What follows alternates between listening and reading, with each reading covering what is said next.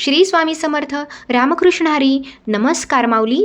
आजच्या व्हिडिओमध्ये आपण स्वास्तिक बनविण्याची शास्त्रीय पद्धत जाणून घेणार आहोत. स्वास्तिकला कधीच मध्यभागातून म्हणजेच ब्रह्मस्थानातून कट करायचं नाही आहे किंवा प्लस सिम्बॉल काढून देखील काढायचं नाही आहे. त्या पद्धतीनं जर काढलं तर ते एकदम साफ चुकीचं आहे, कारण की त्या एकामेकांना क्रॉस होतात. त्या स्वास्तिकचा काहीही अर्थ राहत नाही.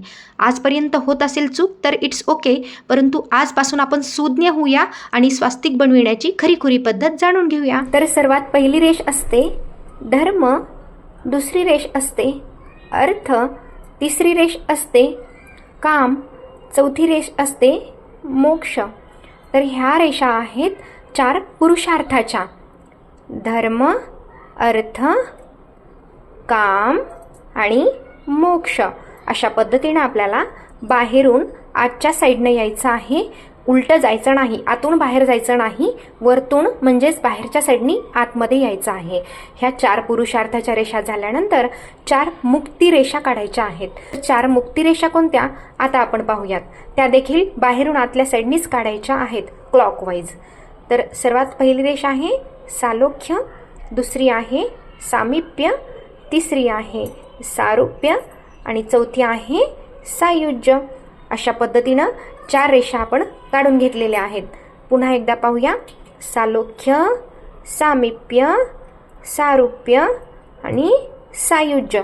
अशा पद्धतीनं आपण 4 मुक्ती रेषा काढून घेतलेल्या आहेत.